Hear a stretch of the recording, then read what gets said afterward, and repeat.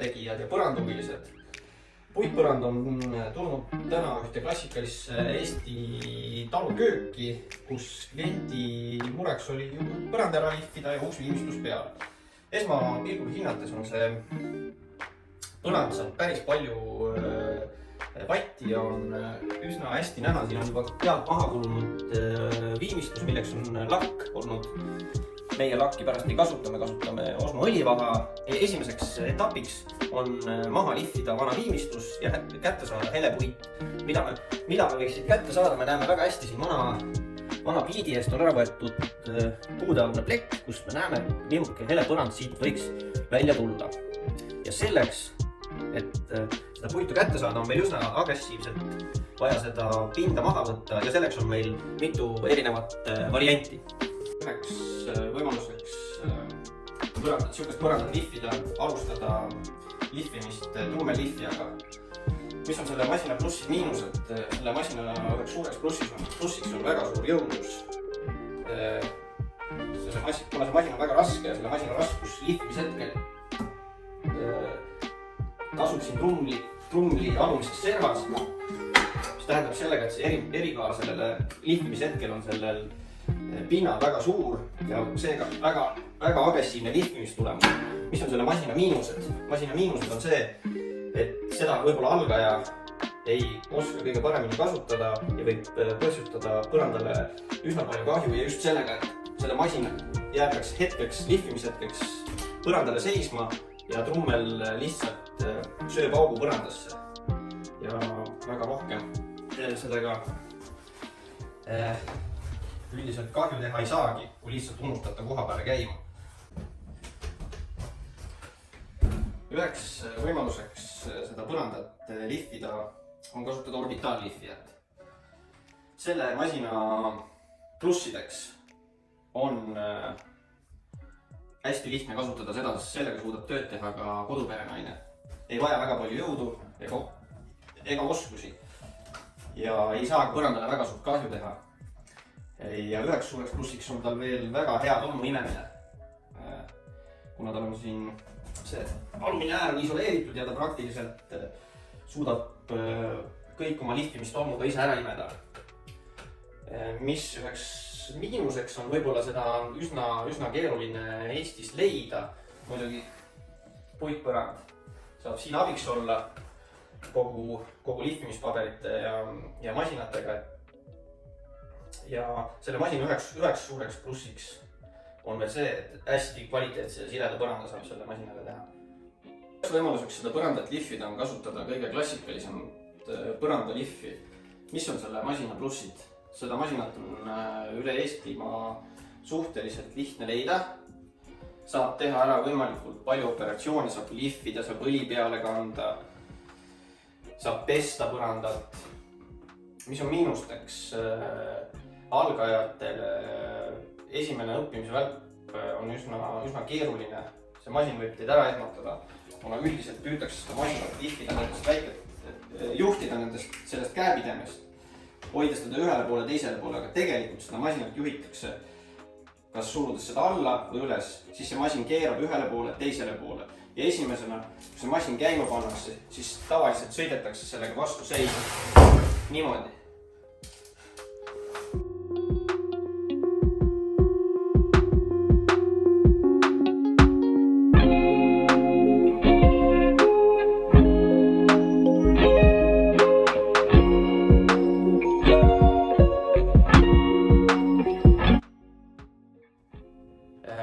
Nüüd oleme teinud ära esimese etapi, eemaldanud vana viimistluse ja lihvinud välja alt heleda puidu. Järgmiseks etapiks on meil, nagu näete, mida me suurte lihvijatega kätte ei saa, on põrandaääred. Ja selleks, nendeks põrandaäärte lihvimiseks on ka mitmeid variante. Kõik professionaalid kasutavad selleks äärelihvijat, mis on tööjõudlus on hästi suur ja saab kiiresti ära teha ääred. Ja kui ei soovi seda kasutada, võib kasutada kõige tavalisemat eksentriklihvijat. Kui aega on ja ja ei ole nii kiire, siis saab ka sellega sellesama töö ära teha, et ja ma hakkan neid ääri tegema ja siis teeme ka väiksed võrdlused tööjõudluses. Eccentric Leafiga tegemise plussid on see, et on kõigile kättesaadav, lihtsasti ei vaja mingit erilist kogemust, et teha. Miinusteks on see, tal on lihtsalt väike jõudlus ja üsna kaua läheb äärte tegemiseks aega. Ja rohkem väga ei olegi.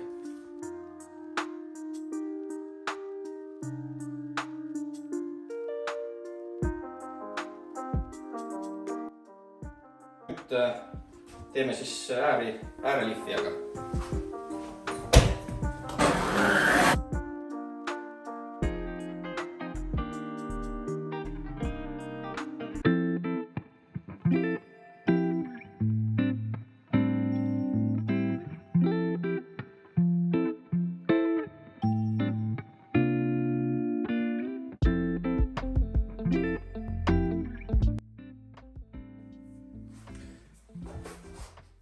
Puitpõrand on ääred ilusti ära lihvinud ja nagu ikka klassikaliste puitpõrandaga selgus, et ka siia on kuivanud sisse ajapikku vaod.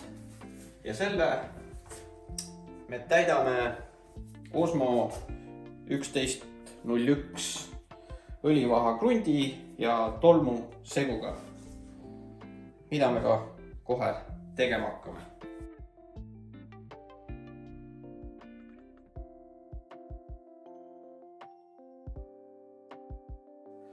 Puitpõrand on selle põranda nüüd ilusti ära kruntinud.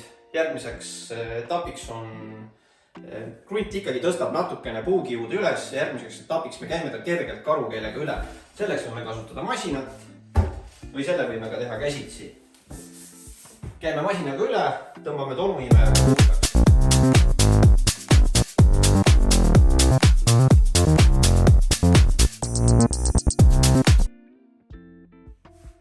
Oleme selle põranda ilusti ära matistanud, ära puhastanud. Järgmiseks etapiks on kaitsekihi peale kandmine. Selleks kasutame õlivaha ja peale kandmiseks kasutame rulli. Rullil on hästi oluline märksõna, et selleks mikrofiiber. Sellest sõltub töö tulemus päris palju. Esimesena teeme ääred väikse rulliga, kus on liistud. Võib teipida, meil on siin liistud ära võetud, väga hea lihtne teha. Ja kui ääred on tehtud, suure rulliga pikki lauda võimalikult õhuke kiht õlivaha. Ja homme tuleme vaatame lõpptulemust.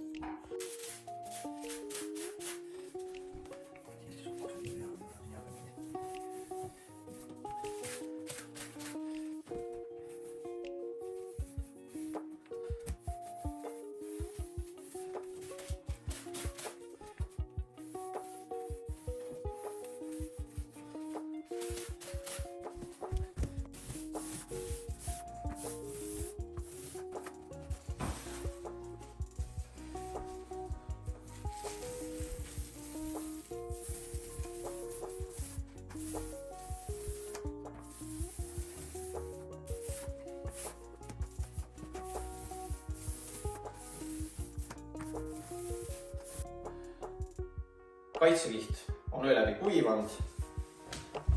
Lõpptulemus on väga ilus, jalale mõnus õlivahaga kaetud põrand. Ja alati ennem kui vana puitpõranda üles võtate ja sõra alla lööte, kaaluge selle taastamist, sest see on asi, mida enam hiljem tagasi panna ei saa ja selle väärtus on üsna suur. Ja kõik info, kuidas seda tööd teha ja asjad saate alt kirjeldusest või puitpõrandast. Aitäh!